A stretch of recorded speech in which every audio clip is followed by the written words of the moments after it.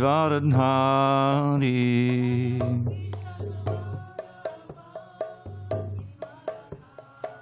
Jaya Gopijana Vallabha Girivaradhari. There he is. Yashodanandana Brajajana Ranjana. Yashodanandana Brajajana Ranjana. Yamuna Tiravanachari. Yamuna Tiravanachari.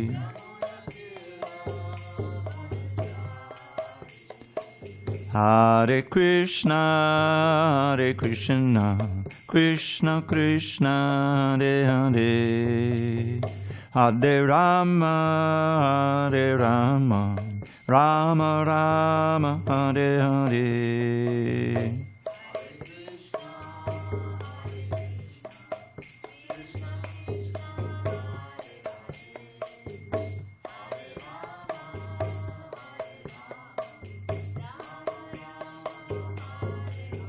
Hare Krishna, Krishna Krishna, Hare Hare, Hare Rama, Rama Rama, Hare Hare.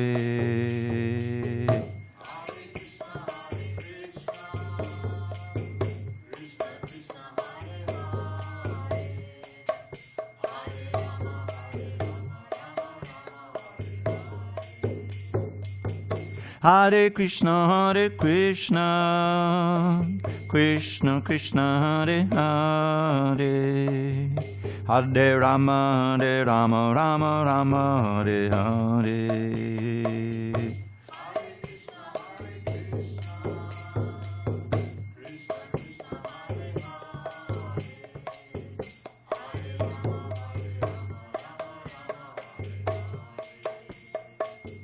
Jaya Radha Madhava Kunja Bihari.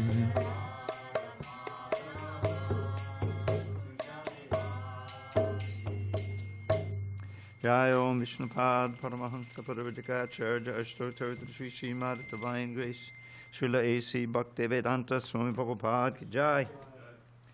ISKCON BBT Founder Acharya Srila Prabhupada Ki Jai. Jai Om Vishnupad Paramahansa Paravajakacharya Ashtotar Sri Srimad Divine Grace Srila Bhakti Siddhanta Saraswati Thakur Ki Jai. Ananda Koti Vaishnavinda Ki Jai. Namacharya Srila Haridas Thakur Ki Jai.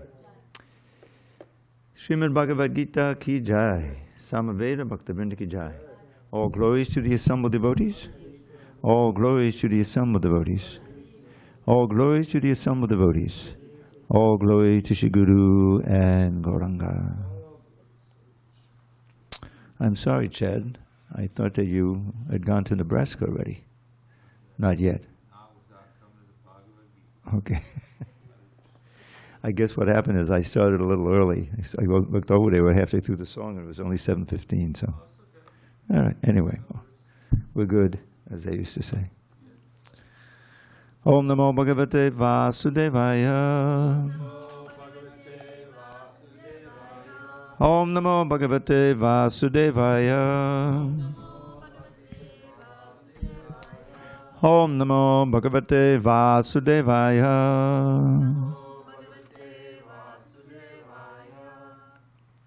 On this 30th day of March 2026 in San Diego, we're reading from Srimad Bhagavad-gītā as it is. Translation and commentary by His Divine Grace A.C. Bhaktivedanta Swami Prabhupada. And we are in the introduction. I have page 18, second paragraph.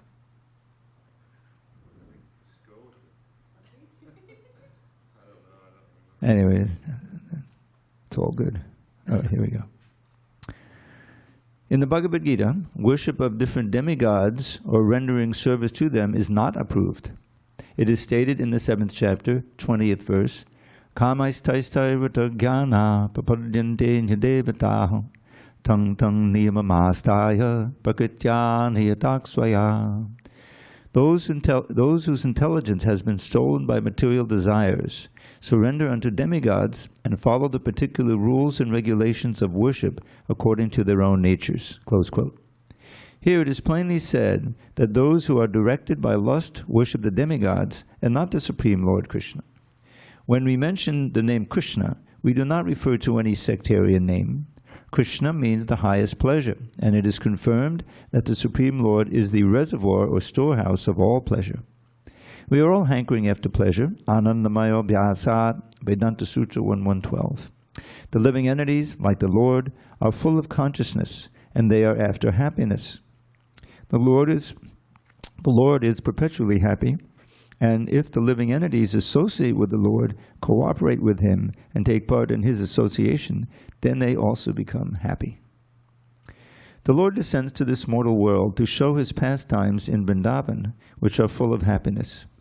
When Lord Sri Krishna was in Vrindavan, His activities with His coward boyfriends, with His damsel friends, with the other inhabitants of Vrindavan, and with the cows were all full of happiness. The total population of Vrindavan knew nothing but Krishna. But Lord Krishna even discouraged his father, Nanda Maharaj, from worshipping the demigod Indra, because he wanted to establish the fact that people need not worship any demigod. They need only worship the Supreme Lord, because their ultimate goal is to return to his abode. Om Jnana Timirandasya Jnanandjana Shalakaya Chakshu Unmilitam Menas Tasmai Shri Gurave Namaha. So there are two distinct places in the Bhagavad Gita where Krishna explains why worshipping the demigods is not a good idea, although it is a very important part of the Vedic culture. Prabhupada mentioned we have the part of the Vedas called the Karma Kanda section, which specifically gives all kinds of rules and regulations for worshipping different demigods. I remember I once Googled the Karma Kanda section of the Vedas, or somehow I found it and I saw it and I started reading it, and there was a prayer, an offering and prayer to Lord Indra for going to his, and just, like it says. But why does, Prabhupada explains in this short paragraph why it's not a good idea. Because as he refers to this verse, karmais taistaya rita jnana papanyante anya devata tam tam nimasya prakrtyane taksvaya, that those whose consciousness is full of all kinds of material desires. Kama means material desire in general. And it can be plural, material desires, kamai, with all kinds of varieties, according to where one is born, how one is raised, what the culture is, wherever he is. And there's plenty of that in the Vedic culture, But just as Prabhupada doesn't recommend it, so Krishna doesn't recommend it, so Prabhupada doesn't recommend it. Why? Well, it's very graphically explained in the 9th chapter, that I forget the verse previous, but it says, those who worship me indirectly drink the soma juice and they pray to the demigods. And then the next verse says,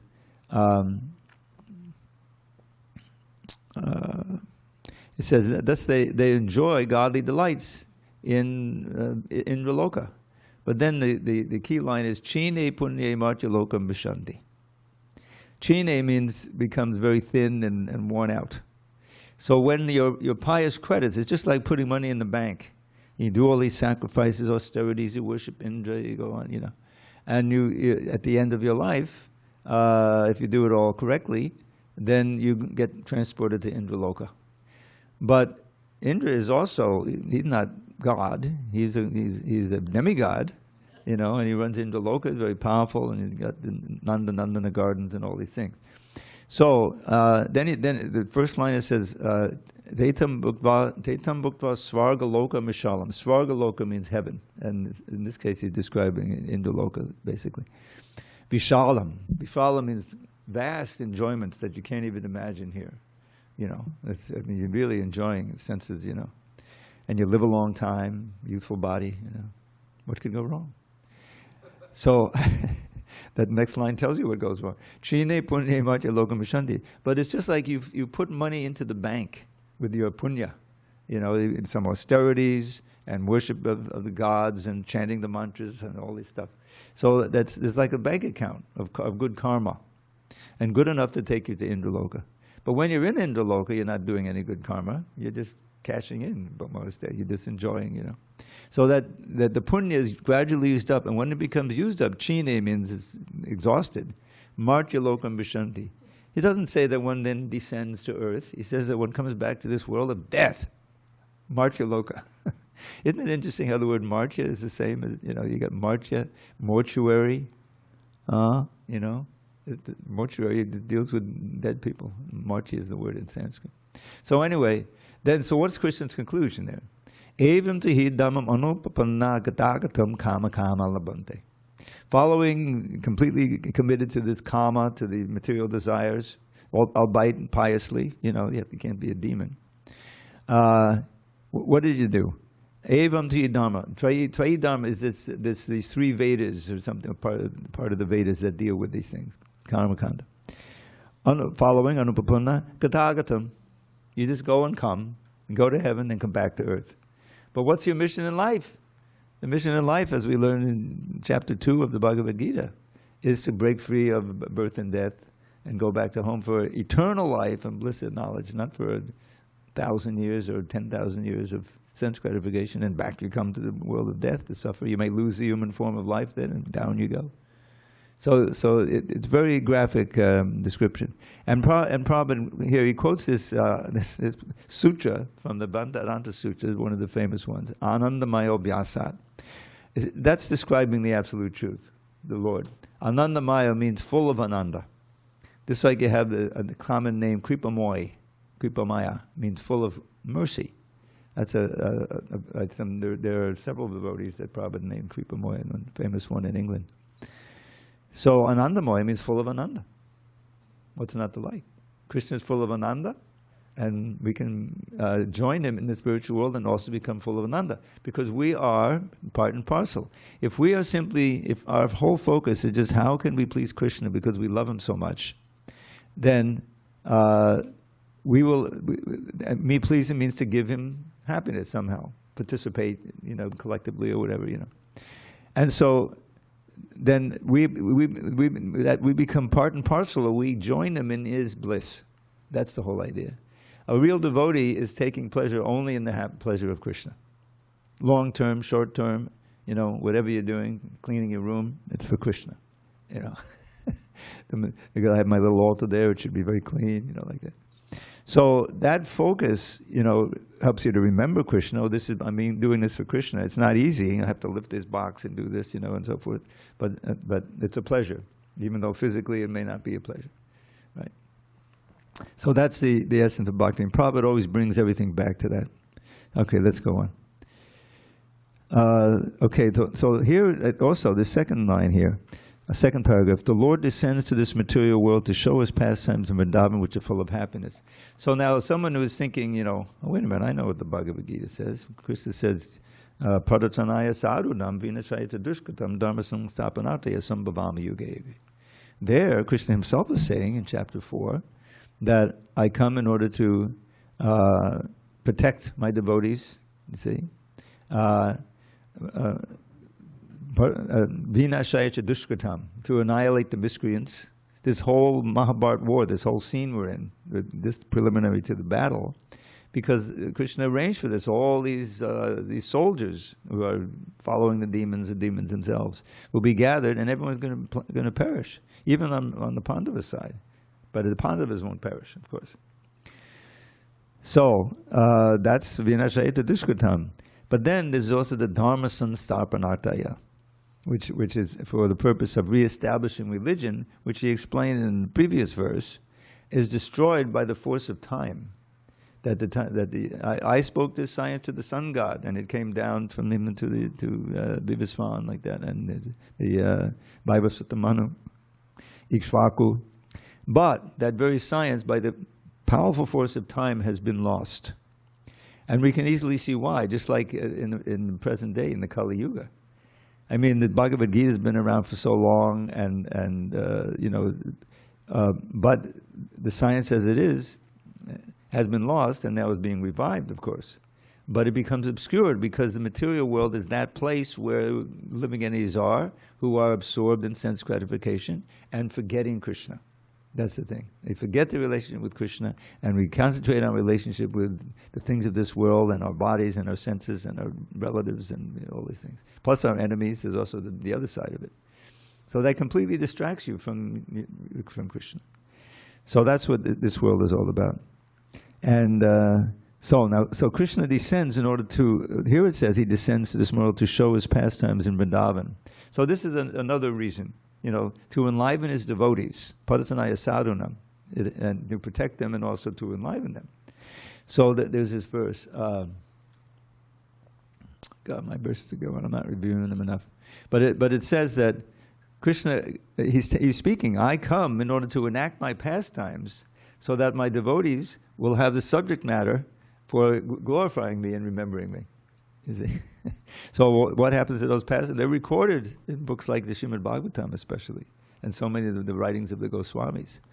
So this is the important point, is that by hearing and chanting and absorbing ourselves in these literatures, in the words of the Acharya and Krishna's words, is very important to understand, then we can become purified, and our attraction will be toward those things rather than this material world. The disease of lust. This is the very last verse, practically, of the Rasa Panchadhyaya. Can anyone guess what that means? Rasa Panchadhyaya. Chapters. Chapters of the Bhagavatam, dealing with the rasa dance. 29 to 34, I believe it is. 29, 30, 30. 29, 30, 31, 33, actually. 29, 33.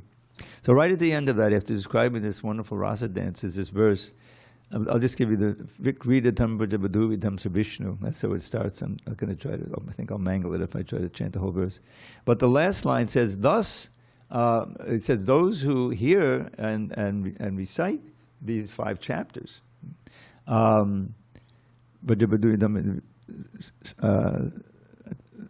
they attain the highest levels of devotional service, and they cure the disease of lust. The cure is kama rid rogam asha pahanoti. It's a disease of the heart. It's lust. You know, it's not. That is love of God, which has been curdled, if you will, by contact with the material energy. But it is a reflection of Krishna's highest relationship of love there with the gopis. So I remember there's this. I heard this many years ago. Boston Temple. It had grown, expanded. There were a bunch of brahmachari,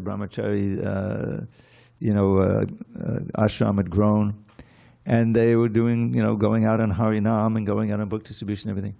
But then there was still, some of them saying, but we're still troubled by sex desire and everything, young men and everything. So what can we do, Srila Prabhupada? They wrote a letter to Prabhupada, Well, then every night, they should gather. You should gather and read Krishna book, especially the part of the rasa dance. That's part. Because other places say, no. You got to go through the whole 9 cantos, which you're going through now, before you even get to the 10th canto. What to speak of the jewel of the 10th canto? That's fine. But he these are full-time devotees who were struggling, to say so. So we can take advantage of that. And I've been reading I read the Krishna book every day, and I've been through several times, I forget, maybe 10 times by now. And the last chapter is so incredible. First of all, Prabhupada includes in that chapter, which is a summary of Krishna's glories or something, excellences, the Hare Krishna mantra in the text. He's speaking about the process of Hare Krishna, Hare Krishna. But he wanted to get that in there to wind up the book. That don't forget, this is really the process. And he talks about the importance of absorbing oneself in the pastimes of Krishna, which that was one of Prabhupada's first books. Because I read once, he was doing his Bhagavatam in the formal way. He had brought those first cantos with him, and he actually typed out in 2 fingers on an old manual typewriter the entire 2nd canto. I have a facsimile of those manuscript pages. Brought that whole thing with him, hoping that he could get some help to, type it. Finally, Hayagriva retyped the whole thing. Not perfectly. He made some mistakes. I have to refer to the original sometimes. Anyway, so that's another story. But Prabhupada was aware, what he was doing. He was giving this highest method of practicing yoga that's practical in this age. This is what's so important. Lord Krishna saw this in this age. This is Kali Yuga. No one's going to sit in the Himalayas. Although Radhanath Swami did it, and he's doing very well, but it's very rare. So that's what Prabhupada is following Lord Chaitanya's mission and Lord Krishna's mission of making Krishna and Krishna's name, form, qualities, pastimes, and service and everything available to the members of this Kali Yuga in a way that they can actually take it up. And we're witness to that. We may not all go back to Godhead this lifetime, but we're assured of continuing in the next line. That verse that I know I would tease Mohini Radha if she was here, because she always used to remind me, but I think I got the first line now. Neha brakamanashosti pratyavayo navidyate swalpamapyasya dharmasya trayate mahato bayat. In this endeavor, ne iha, meaning Krishna consciousness, neha brakamanashosti, there's no destruction or even diminution. Neha pratyavayo, that's I think the diminution. Vidyate, it is known that there is none of this. Then su alpam. You know what alpa means? A little bit. Su alpam means a little tiny bit. Even it becomes swalpam, because the U becomes a V. Swalpam apyasya dharmasya. Even a little advancement on this path protects one from the most fearful type of danger. I'm sorry, that's what Prabhupada meant by most dangerous type of fear. I always wondered when I first started, is fear really dangerous, or is fear a result of danger? Anyway, right in the word by words, he says danger as a synonym for bhayat. Bhaya. Now bhaya means fear. That's the primary thing. But in Sanskrit, there's this phenomenon or linguistic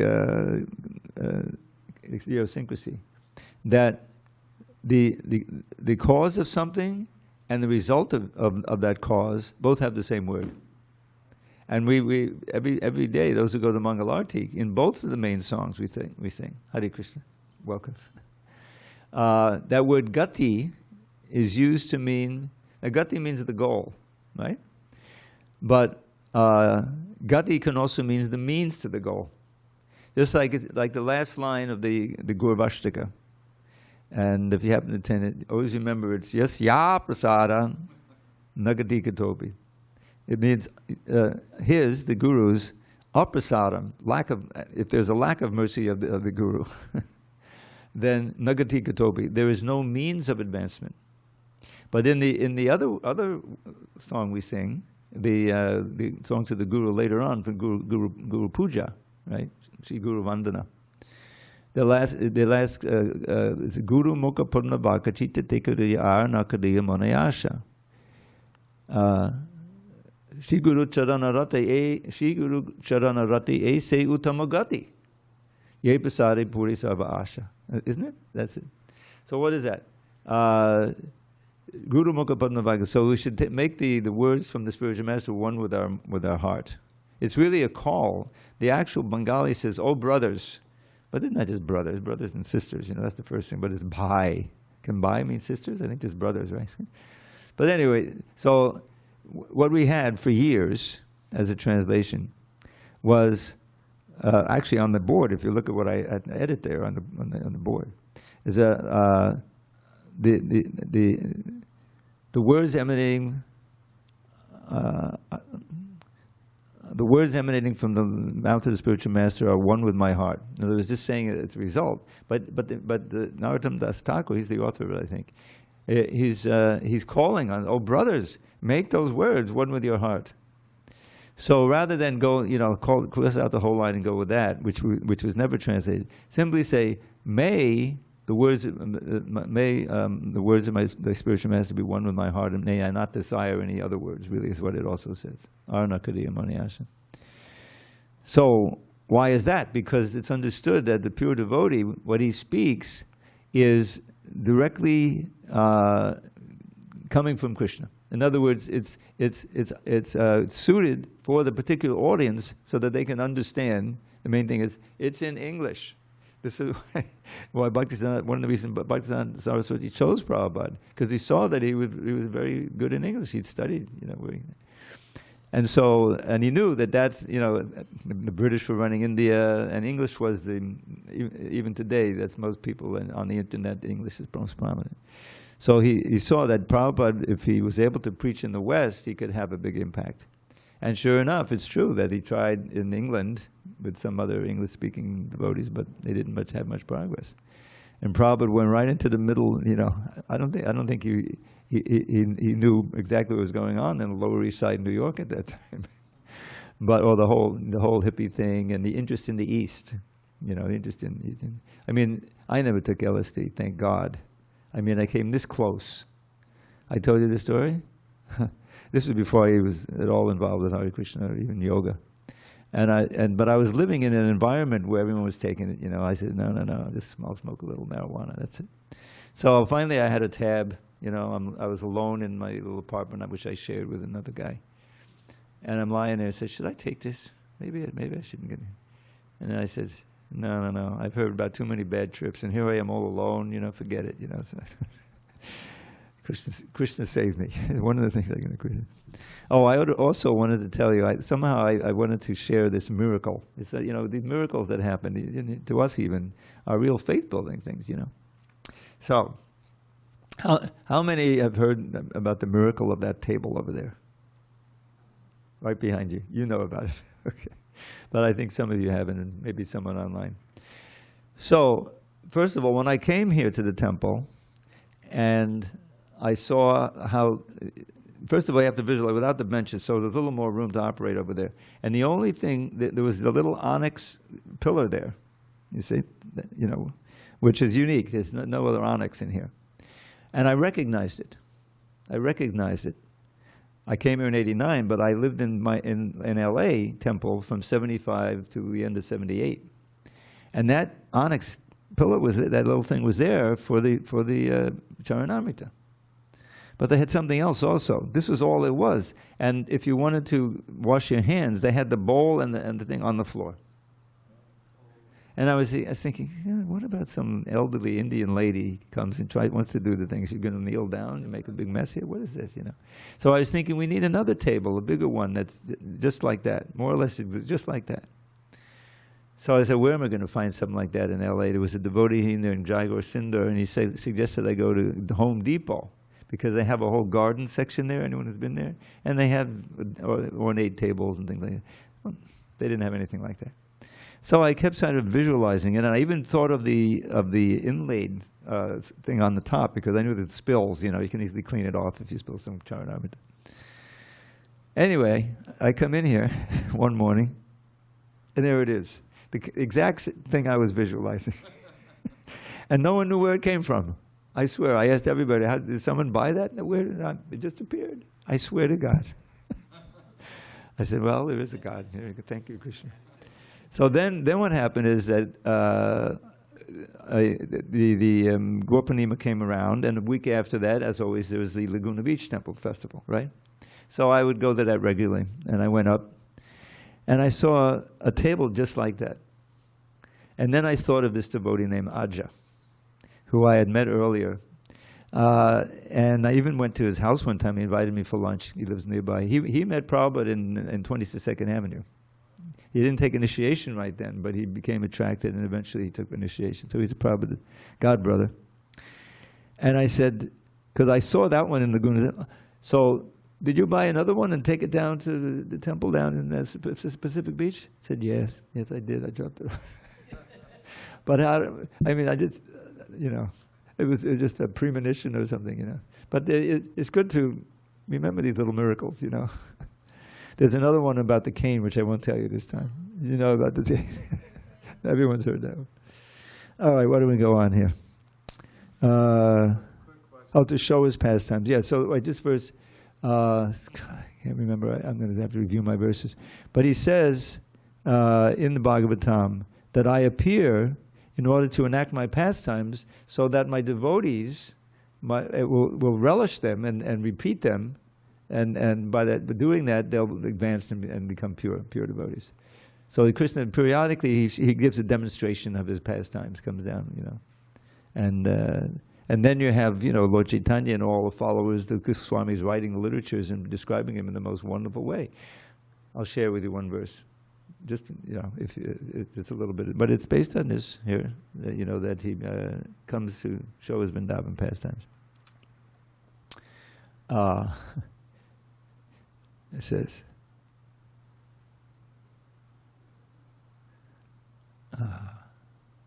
that's it. Now I'm forgetting it. Sorry. But here's one that you haven't heard for a while. Vivadago Pachadanesha Badagdo, Venuvadi Hudadani Shiksha, Tavasutaks to the Yadada the Bimbe, Datta Venanayat Swarajati. Vivadago Pachadanesha Badagdo. Now I'm forgetting what it means. I'm going to have to start taking arugula or something. I mean, astragalus. Okay, why don't we go on? I'll try not to go off too many tangents. Please. Oh, come on, grab a mic. You know. Well, it's just Hare Krishna. Just an editing question. So in that paragraph that you just read, in about the middle, it says the total population of Vrindavan knew nothing but Krishna. But Lord Krishna even discouraged his father, Nanda Maharaj. The two. Yeah, but that second but. Yeah, kind of. I don't know if you've thought about that, but. I think that but can probably go. This you know, the total population of Vrindavan knew nothing but Krishna. Lord Krishna even discouraged his father Nanda Maharaj from worshipping the demigod Indra. I think the even. Expresses pretty much what Prabhupada was saying. He said nothing but Krishna, and to prove that, even Indra, who is often worshipped, you know, after all, as London was saying, yeah, we need the rains, just like paying the taxes, you know. So he, you know, but Krishna, you know, his quality of being such a skilled speaker that he convinced anyone to do it. So he told his father, no, you know, the rains are going to come anyway. The rain goes onto the ocean and everything, you know, so don't worry about that. He's preaching karma mimamsa, philosophy. Yeah, you're right, but could go. But I don't know if I can. Not yet. It hasn't been done yet. It's not official. We'll see if my superiors let me do that. The abode of Lord Krishna is described in the Bhagavad Gita. In the 15th chapter, 6th verse. Natad Bhasyate Suryo Nachashanko Napavakaha. All right, we're not going to get the chant verse, so I'll chant this one. Try to and do it line by line. Natad Bhasyate Suryo Nachashanko Napavakaha Yadgadvananda Bhartante Tadama Padamam Mama. That supreme abode of mind, says Krishna, is not illumined by the sun or moon, nor by fire or electricity. Those who reach it never return to this material world. Okay, for extra credit, why is the moon called Shashanka? There's a rabbit up there? There's markings on the moon that remind one of the rabbit. That's what you're saying. Yeah, go ahead. You say it. Yeah, and also shashi. That's another variation of the word, right? Of rabbit. Sasanka means anka means in the lap. Oh, really? I thought it was just a mark. Anka and mark, no? Anka is lap. Lap, like a lap here? Yeah, in the moon's lap there is a rabbit. Oh, okay. Okay, but shashi surya yo. Shashi there also means moon, but it's a different form of the word. Yeah. Shine. Thank you. See, got it.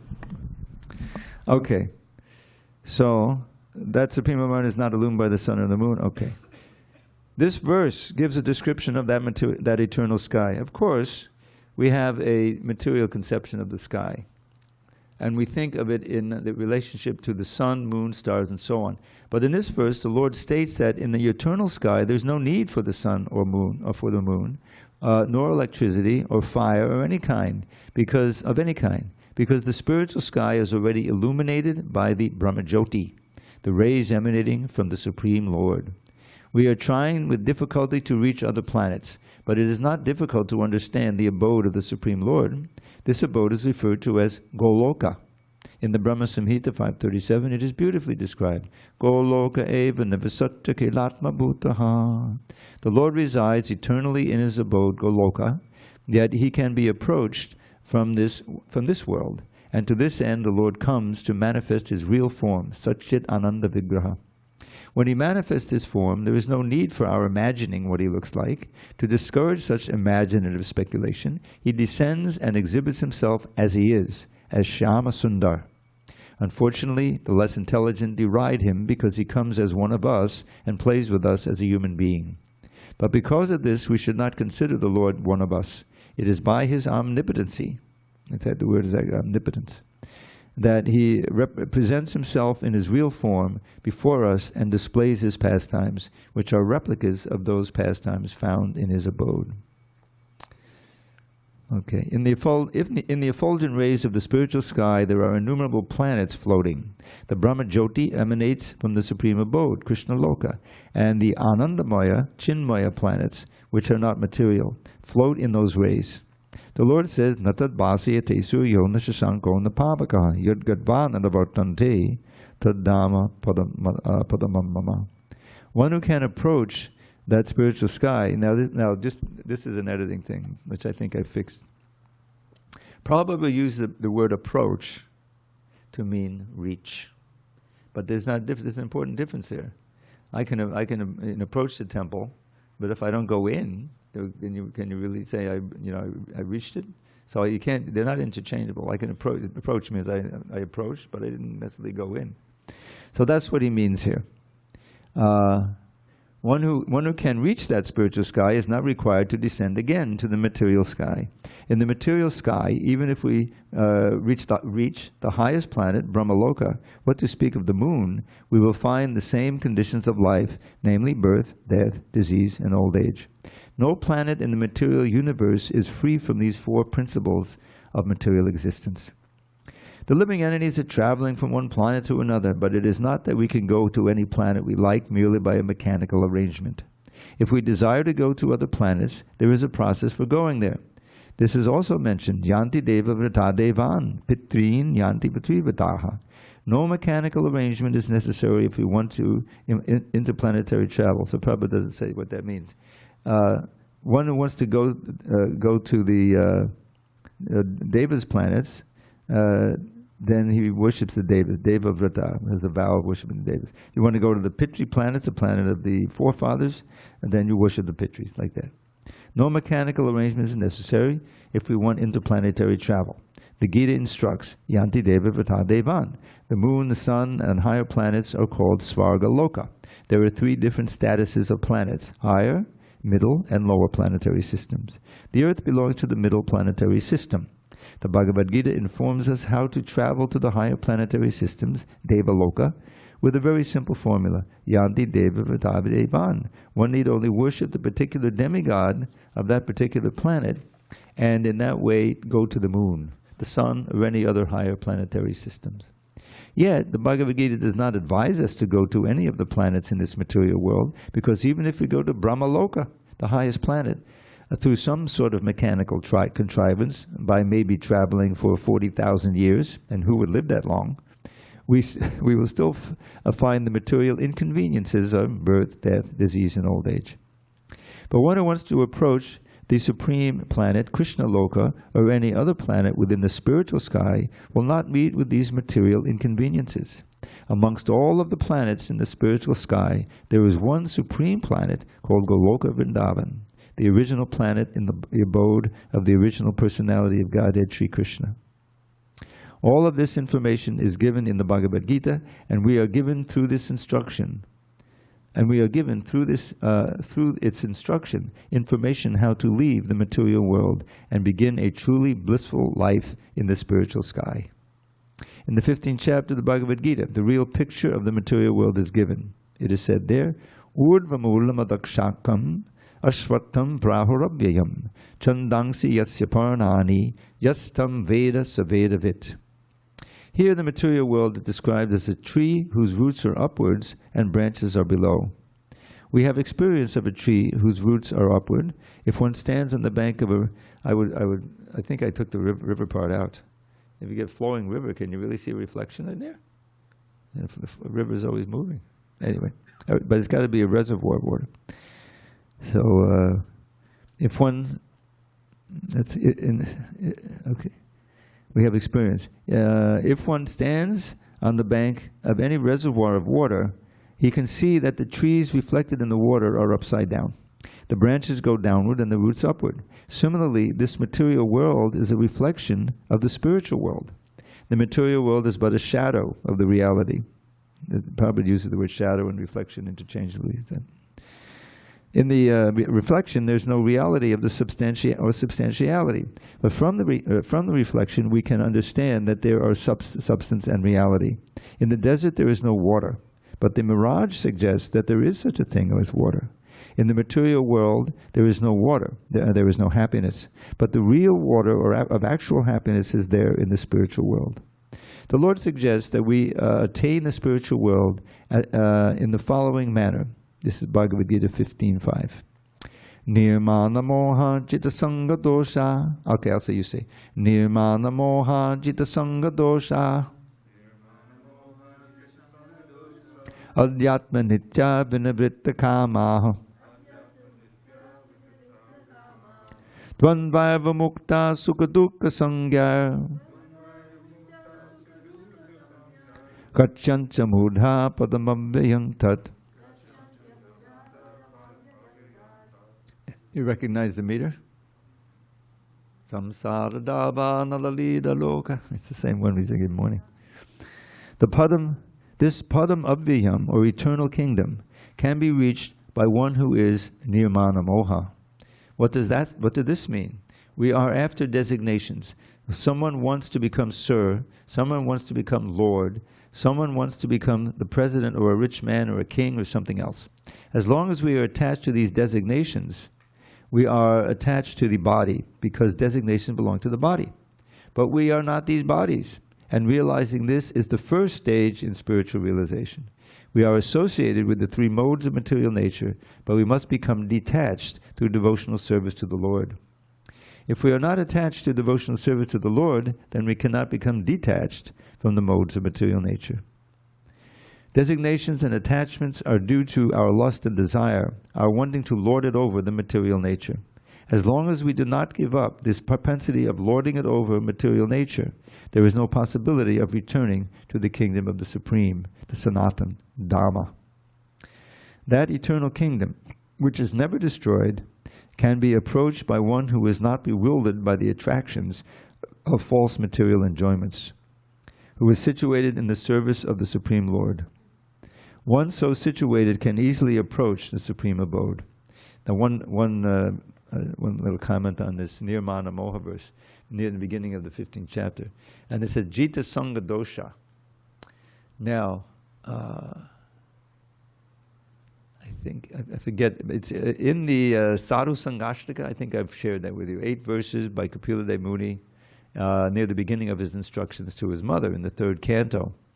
And he's talking about, prasangam majanam pasham atmanakavayo vidu sa esha sada shukato moksha dvaram apavatam. Mundane affection keeps us tied to birth and death infernal. But love for sadhus opens wide the doors to life eternal. And then he goes on to describe, so then the next question is, well, who is a sadhu? And then he answers, Tatikshava karunika suridak sarvadehinam ajata shattavak shanta sadhavak sarabhushana. So, this famous verse, the first quality is tolerance, and the next one is mercy. If you're going to be merciful, you have to try to convince people of Krishna consciousness, and you have to be tolerant, because you're going to get a lot of no's, you may get some things thrown at you and whatever. So Tatikshava Karuna, Suridag Sarvade, the friend of every living entity. And Prabhupada explained when he lectures on this verse, not just the human beings, the cows also seeing the Lord in every one being. So Sarvadehinam, Suridag means the well-wisher, sorry. And because of all this, Jata Shatnabad, he has no enemy, meaning he feels no enmity toward others. Others may think him as an enemy, and so crucifixion. Every day I walk by the St. Bridget's Catholic Church. It's been there. It's old as I am, 48. And I was born in the very end of 47. And they have the door. They have two doors. And Hare Krishna. Sorry about that. So sometimes they have the door open. You can see inside, and there on the altar they have, Christ there. You can see him. And every day I can see him. He's like this. Huh? Easter. What is it tomorrow? Yesterday or next Sunday? Next Sunday. Yeah. Yeah, they have a big sign up there. Join us for, there's the Wednesday, Ash Wednesday, I think before. And then it's Good Friday, and then Easter. Right? So they don't put any dates on there now, They expect it all. Everybody knows, I guess the people are going to come to the church. Anyway. So anyway, in that series of verses, it describes that this association, I forget the slogan now, I have to review all these things. By the association of sadhus, one will become purified. A famous verse. This one I will never forget. Satam pasangan mama virya samvido. That's but there, he says that one will conquer or will counteract all of the sangha dosha, the faults that you've attained through bad association. Dosha means in this case not the thing that you eat. Is it spelled the same? I always wonder why they say dosha. Don't worry, it's a perfect dosha. There's no fault in the dosha, right? Anyway. It counteracts all of the bad effects, faults that you've attained by bad association. So by good association, if you just associate with devotees, the holy name, you can counteract all these bad things. So this Prabhupada, I think in his purport, he brings up this verse. In the Bhagavatam, he uses this verse in the purport. Okay, so where were we? In the middle of this, right? Okay. The Padamabhyam, or eternal kingdom, can be reached by one who is nirmana moha. What does this mean? We are after designations. Sometimes wants to become sir, someone wants to become the Lord, someone wants to become president, rich man, or king, or something else. As long as we're attached to these designations, we are attached to the body because designations belong to the body. But we are not these bodies. And realizing this is the first stage in spiritual realization. We are associated with the three modes of material nature, but we must become detached through devotional service to the Lord. If we are not attached to devotional service to the Lord, then we cannot become detached from the modes of material nature. Designations and attachments are due to our lust and desire, our wanting to lord it over the material nature. As long as we do not give up this propensity of lording it over material nature, there is no possibility of returning to the kingdom of the Supreme, the Sanatana Dhamma. The eternal kingdom, which is never destroyed, can be approached by one who is not bewildered by the attractions of false material enjoyments, who is situated in the service of the Supreme Lord. One so situated can easily attain that supreme abode. Elsewhere in the Gita 8:21 is stated, Avyakto chadayit yuktas tamahu padamam gatim yam prapinanavartante taddama padamang mama. Avyakta means unmanifested. Not even all the material world is manifested before us. Our senses are so imperfect that we cannot even see all of the stars within the material universe. In the Vedic literature, we can receive much information about all the planets, and we can believe it or not believe it. All the important planets are described in the Vedic literatures, especially Srimad Bhagavatam. And the spiritual world, which is beyond its material world, is described as avyakta, unmanifested. One should desire and hanker after that supreme kingdom, for when one attains that kingdom, he does not have to return to this material world. Next, one may raise the question of how one goes about it, approaching that abode. Here you can have approach, because you have to approach before you attain. How one goes about approaching that abode of the Supreme Lord. Information of this is given in the 8th chapter. It is said there, this is one a key verse we should all know. Antakale chamameva smaran mukta kalevadam yak priyati samadbhavam yati nastyatra sangshayaha. And whoever, quote, and whoever at the end of his life quits his body remembering me alone, at once attains my nature. Of this there is no doubt. Bhagavad-gītā 8.5. One who thinks of Krishna at the time of death goes to Krishna. One must remember the form of Krishna. If he quits his body thinking of this form, he surely approaches the spiritual kingdom. Madbhavam refers to the supreme nature of the Supreme Being. The Supreme Being is Satchidananda Vigraha. That is, his form is eternal, full of knowledge and bliss. Our present body is not Satchidananda. It is Asat, not Sat. It is not eternal, it is perishable. It is not Chit, full of knowledge, but it is full of ignorance. We have no knowledge of the spiritual kingdom, nor do we even have perfect knowledge of this material world, where there are so many things unknown to us. The body is also Nirananda. Instead of being full of bliss, it is full of misery. All of the miseries we experience in the material world arise from the body. But one who leaves this body thinking of Lord Krishna, the Supreme Personality of Godhead, at once attains a Satchidananda body, as the Lord promises in this 5th verse of the 8th chapter. The process of quitting this body and getting another body in the material world is also organized. A man dies after it has been decided what form of body he will have in the next life. Higher authorities, not the living entity himself, make this decision. According to our activities in this life, we either rise or sink. This life is the preparation for the next life. If we can prepare, therefore, in this life to get promotion to the kingdom of God, then surely after quitting this material body, we will attain a spiritual body just like the Lord's. And this brings up something I was thinking of bringing up after Nirantar's lecture.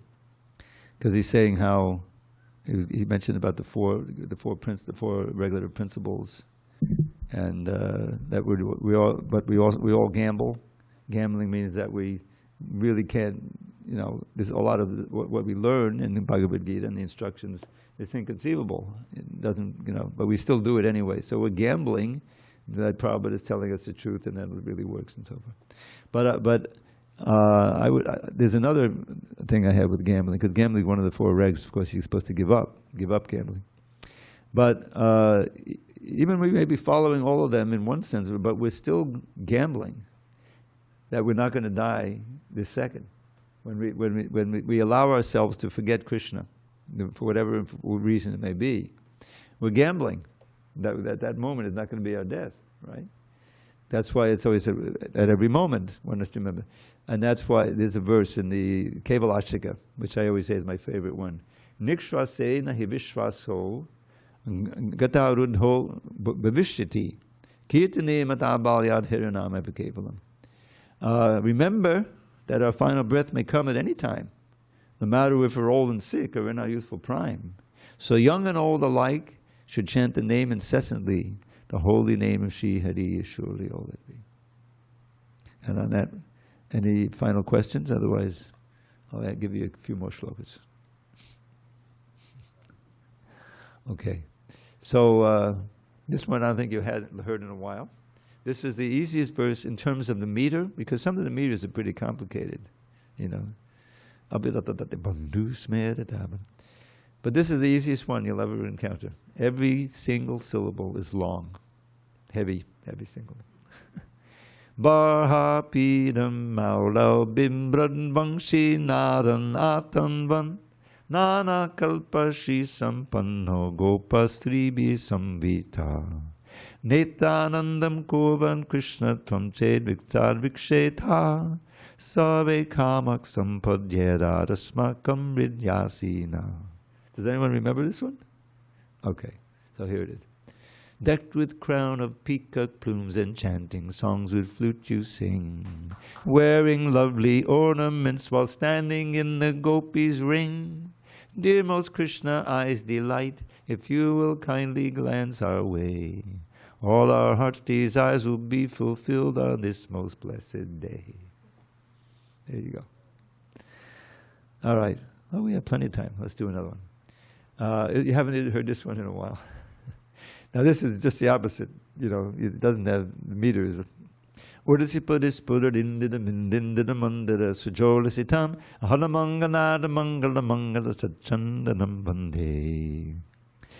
his chest is manifest the mark of goddess Shri, and there too rests the best of wreaths, a temple for the bees, who worship him by singing hymns that limn his loving play, while Shri Hari most gleefully acclaims the way they pray.